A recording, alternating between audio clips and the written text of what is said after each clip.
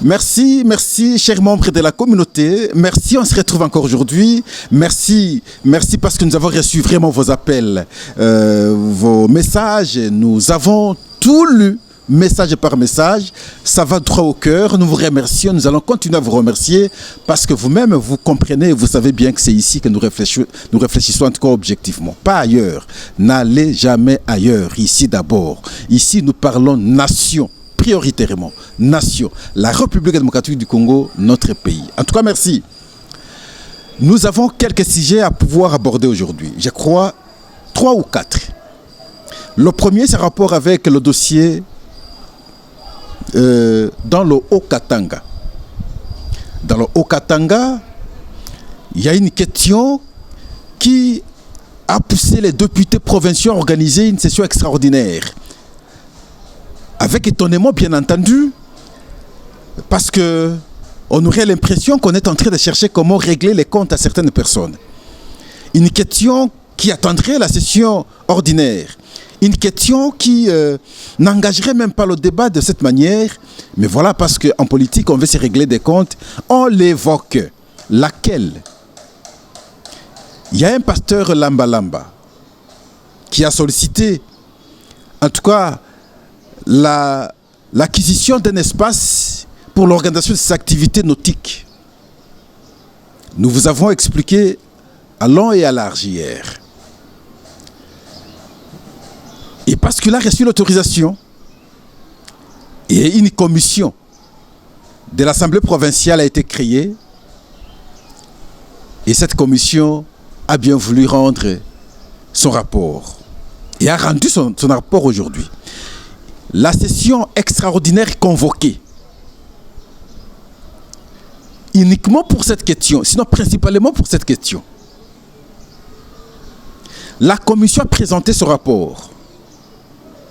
Et en fait, quand il y a eu une motion de procédure, on a renvoyé le débat à demain sur l'interpellation. Et voilà, c'est une question qui nécessite des analyses, encore une fois de plus aujourd'hui. Et nous allons l'analyser. Le deuxième sujet, c'est en rapport avec les décisions du CESAC, attendues par le CESAC, Conseil supérieur de l'audiovisuel, Conseil supérieur de l'audiovisuel et de la communication. Pour quelle efficacité? Nous posons cette question parce que plusieurs décisions du Conseil supérieur ne produisent pas d'effet. Les interdictions de plusieurs chansons, mais qui continuent à être chantées dans des bars. Alors, c'est pour quelle fin? Nous sommes interrogés et nous avons des propositions à pouvoir donner également au CESAC. Et voilà, à travers l'émission, vous allez aussi suivre. Les tarifs des transports communs dans la ville de Kinshasa, initiative du gouvernorat par trajet, c'est 1000, 1500, 2000, selon la distance. Peut-être que c'est une bonne chose parce que parfois c'est le forfaitaire qui s'impose. Mais la question fondamentale à nous poser, c'est dans quelle ville, à Kinshasa où il n'y a plus de routes, question en même temps aussi de se mettre du côté des conducteurs qui connaissent de temps en temps des embouteillages et le carburant se consomme sans modération. L'autre élément important, cette fois-là, c'est pour notre vie, en fait. À l'est de notre pays, à ce jour et à cet instant, des combats intenses au centre de Massissi. Les FARDC, après avoir récupéré des villages aux alentours de Massissi, du centre de Massissi, aujourd'hui, ils ont lancé des assauts dans le centre de Massissi. Ils prennent le dessus sur le M23. Parce qu'il n'y a pas encore une déclaration officielle de l'armée. Beaucoup de gens parlent déjà de la récupération du centre de Massissi. Mais nous ne savons pas confirmer parce que quelques membres de Pro-Info qui sont là ne nous ont pas donné cette version, au moins vers 15 heures. Ils nous ont dit qu'il y a des intenses combats. Les FARDC s'imposent visiblement sur le M23. Mais nous aurons des précisions d'ici quelques temps. En tout cas, merci. Merci pour votre fidélité, merci pour votre confiance. Et voilà, on se retrouve encore aujourd'hui. Le dossier dans le Haut-Katanga. Un dossier qui vise le vice-gouverneur Martin Kazembe Choula, pour lequel on accuse en même temps le gouverneur Jacques Kiaboula de faire ce jeu de l'opposition contre un membre de l'Union sacrée, de surcroît président fédéral de l'UDPS, de la fédération de Lubumbashi 1. Comment comprendre que cela soit possible? Qu'une initiative de l'opposition soit appuyée par le gouverneur? C'est impensable. C'est vraiment impensable. On pensait avoir la déclaration, sinon la réaction du secrétaire général de l'UDPS. Parce que les combattants de l'UDPS sont en colère à ce jour. Le jour de l'interpellation, s'il aura lieu, j'ai craint qu'il y ait des débordements. Parce que les gens sont en colère. C'est quoi le problème? Le problème, nous l'avons dit hier. Et nous le rappelons aujourd'hui. Il y a un pasteur qui se nomme Lamba Lamba. En 2019, le 5 août 2019, il prend sa correspondance, il envoie au gouverneur pour solliciter un espace afin qu'il organise ses activités commerciales, les activités nautiques, les sports qui s'organisent dans l'eau. Et le gouverneur reçoit la lettre. Il ne trouve pas d'inconvénient. Il envoie la lettre à son ministre ayant en charge les infrastructures, Miguel à l'époque. Pas de problème, la commission apprécie et la commission donne son avis favorable. On transmet le dossier à la mairie. À la mairie aussi, on apprécie le dossier. On pense que ce n'est pas un problème, il n'y a pas d'inconvénient. Et le maire à son temps, c'est M. Loubaba, et qui prend un arrêté octroyant l'espace à monsieur le pasteur Lamba Lamba, qui va organiser ses activités. Et un temps après, en 2023, monsieur Lamba Lamba qui va solliciter l'élargissement de l'espace, parce que cet espace est marécagé, alors il a estimé qu'il pouvait maintenant élargir, rendre encore propre l'environnement et continuer avec son activité commerciale. Et il va écrire maintenant au maire. Cette fois-là, ce n'est plus Loubaba, ça devient Kazembe Choula. Il écrit, le maire reçoit, il n'a pas traité le dossier, il envoie à la commission apprécie, la commission estime que c'est le même dossier que nous avons traité dans le passé, il n'y a pas d'inconvénient et on va l'accorder l'élargissement de son espace ou de ses activités. Quelque temps après, c'est l'environnement qui va estimer qu'ils sont dérangés par les eaux. Ils vont saisir la justice et la justice saisie. Elle va trancher, donne raison à M. Lamba Lamba. Et le problème ne se pose plus. Et curieusement aujourd'hui, les députés provinciaux de l'ensemble vont réveiller maintenant la question à l'Assemblée provinciale. Et une commission a été initiée. Et cette commission a mené son enquête. Et aujourd'hui, on organise une session extraordinaire uniquement pour cette question. Et pourtant, les actes composés hier, comme maire de la ville, ne peuvent, de mon point de vue, pas être opposables aujourd'hui. Que dire alors de M. Loubaba, qui n'est pas vice-gouverneur, qui n'est pas gouverneur, mais qui était maire hier, qui avait pris son arrêté aussi. Et c'est là que ça cloche un peu. Et voilà, on organise la session extraordinaire. On convoque la session extraordinaire. Une plénière a été tenue aujourd'hui. Mais bien avant, je vais vous lire la correspondance du président de l'Assemblée provinciale, Michel Kaboué. Une correspondance adressée au vice-gouverneur Kazembe. Il dit ceci. J'ai l'honneur de vous convier à participer à la séance plénière de la session extraordinaire de l'Assemblée provinciale du Haut-Katanga convoquée le mercredi 8 janvier 2025 à 10 h. vu l'importance des points inscrits à l'ordre du jour et l'urgence, votre présence en personne est exigée et l'absence ne sera pas tolérée. Là, j'ai eu l'impression qu'on a commencé maintenant à menacer. Non, la formulation administrative, ça nécessite un peu de l'élégance, s'il vous plaît. Vous ne pouvez pas menacer un vice-gouverneur de cette façon, bien que vous soyez président de l'Assemblée provinciale. L'absence ne sera pas tolérée. Non, non, ce n'est pas de cette façon. Et on peut déjà sentir la posture. Et je veux vous dire ici que le président de l'Assemblée provinciale est souvent en intelligence avec le gouverneur. Je sais quelque chose, moi Pascal.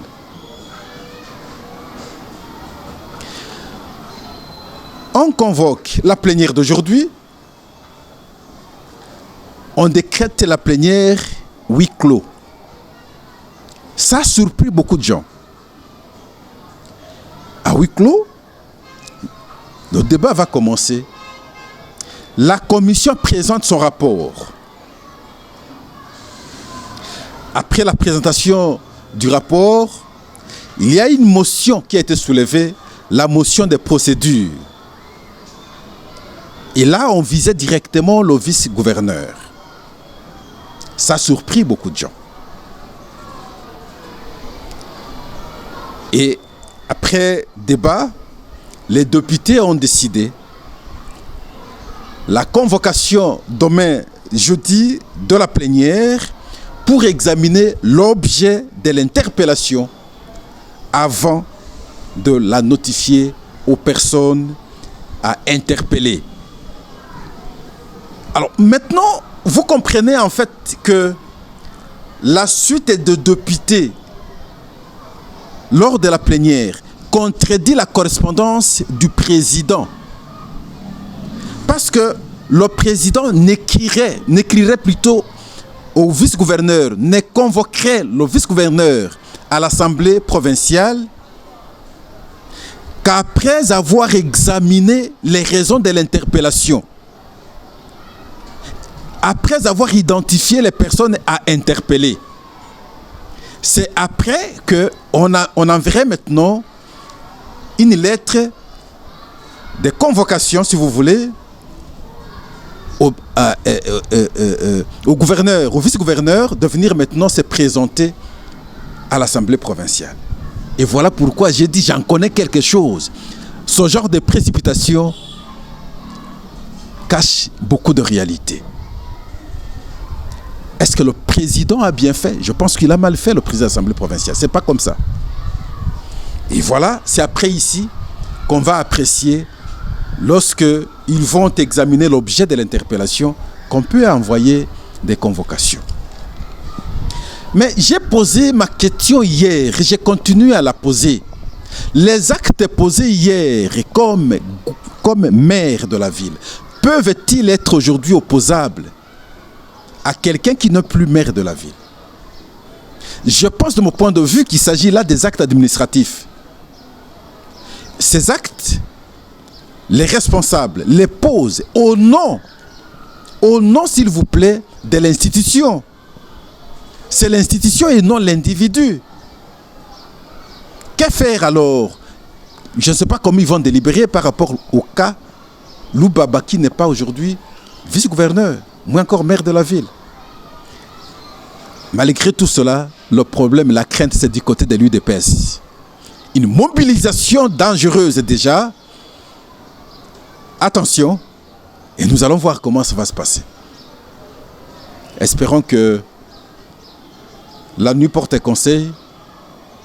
Les gens vont réfléchir 2 fois avant d'agir brutalement. Parce que simplement, on veut atteindre un objectif. Tout est parti, je réponds, du message du secrétaire général de l'UDPS, Augustin Kabouya, lorsqu'il avait appelé les différentes fédérations à pouvoir manifester pour le changement de la Constitution. Un appel qui a été reçu avec satisfaction par la fédération de Lubumbashi 1, dont Martin Kazembe président, et ils sont sortis, et leur sortie a été reprimée violemment. Mais en tout cas, l'UDPS n'est pas accepté, je vous le dis, par certains dirigeants du Haut-Katanga.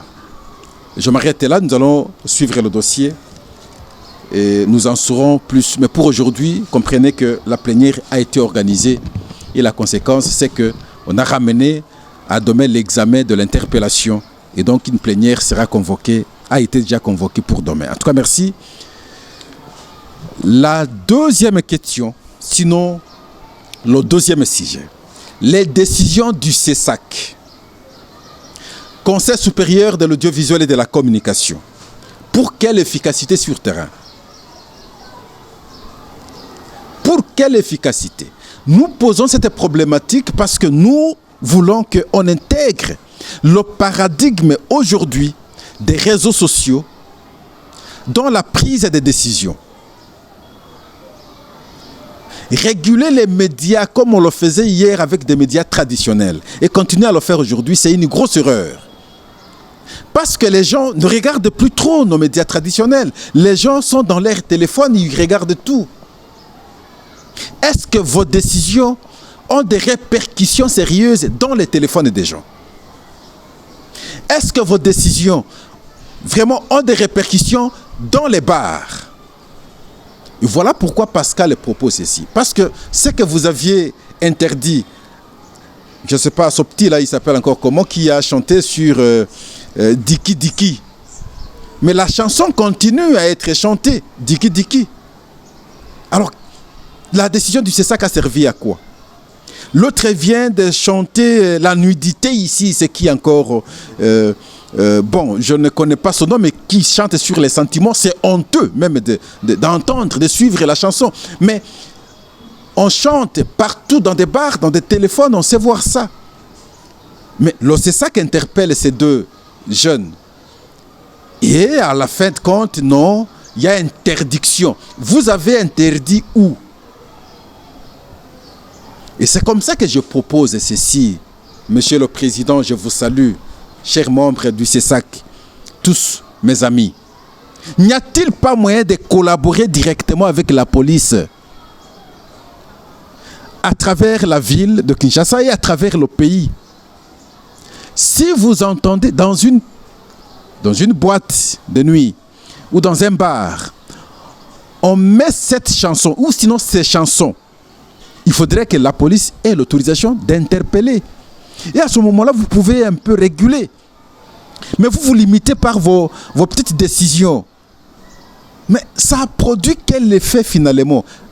Adapter vos décisions au paradigme actuel où il faut compter les réseaux sociaux comme autres médias. Mais de quelle manière vous saurez réguler les réseaux sociaux? C'est là la bonne question à pouvoir réfléchir, à pouvoir maintenant approfondir vos idées, sinon vos réflexions.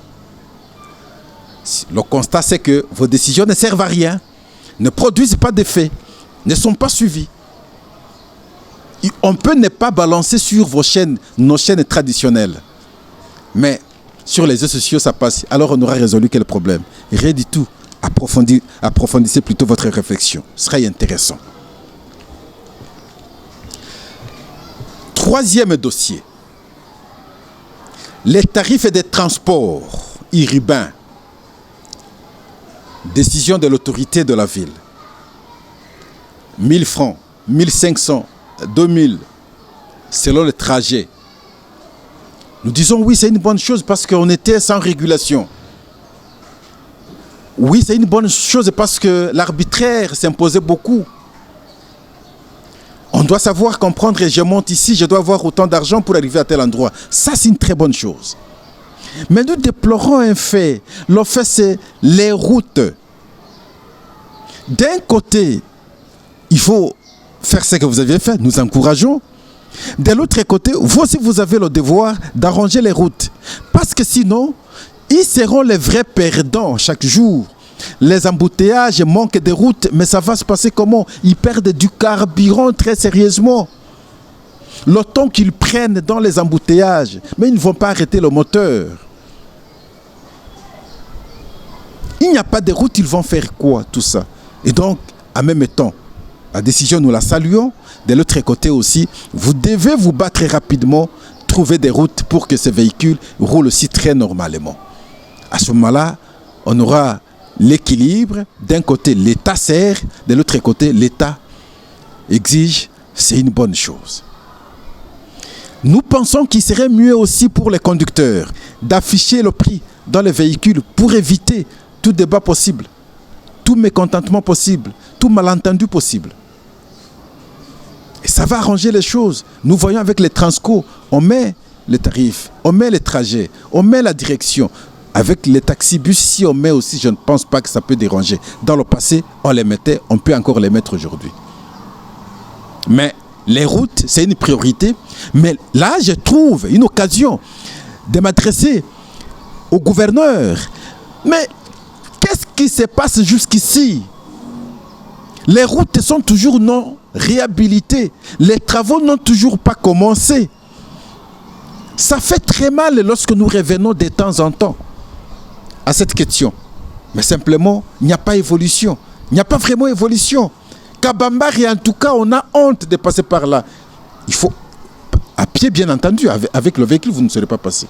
Itaga, on ne sait pas, on ne sait pas. Un délabrement encore exagéré, ça fait honte de regarder. Ça fait peur plutôt de regarder. Cabine, non, non, non, non, s'il vous plaît. Tant que vous n'aurez pas réussi, tant que vous n'aurez pas réhabilité les artères publiques, tout ce que vous aurez fait ne sera pas accepté par la population. Merci.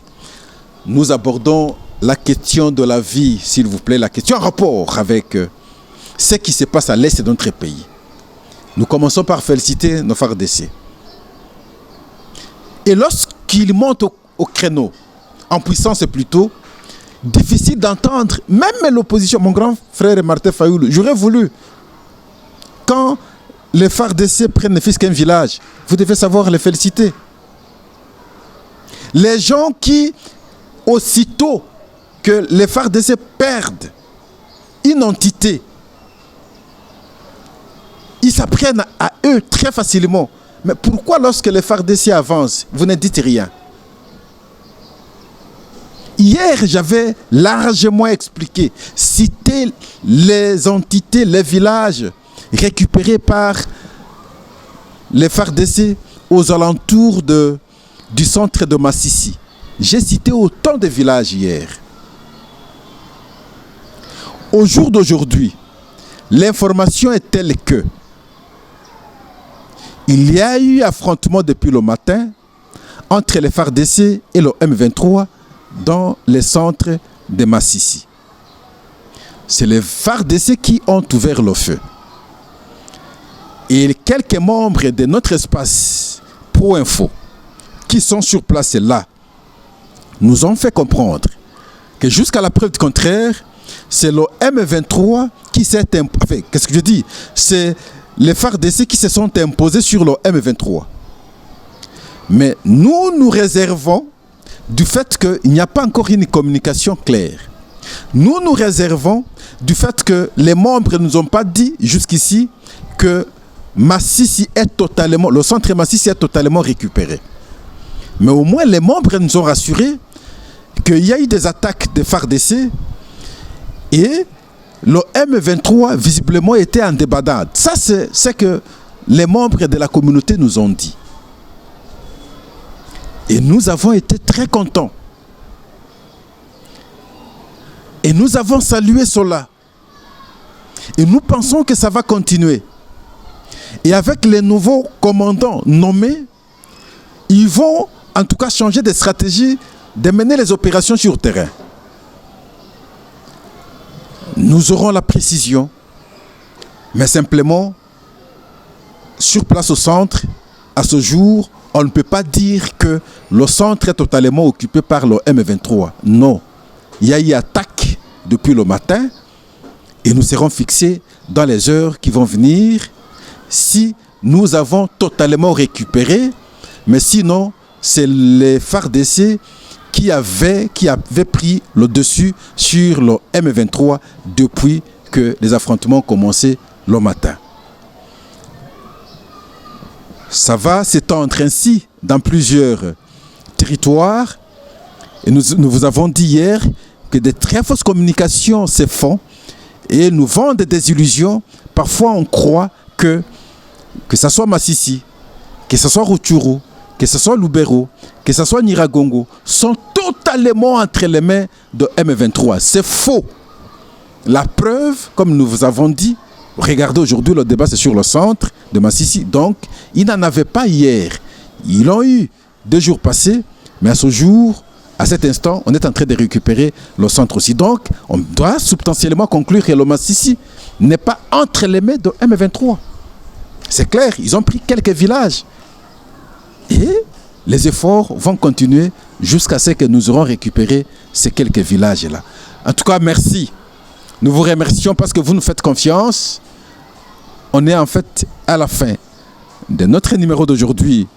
Aujourd'hui, mercredi 8 janvier 2025. Nous avons abordé 4 points. Le premier rapport avec le dossier au Katanga, où visiblement il y a la chasse à l'homme contre Martin Kazembe. Deuxième dossier sur les décisions du CESAC. Et nous considérons que ce sont des décisions inefficaces.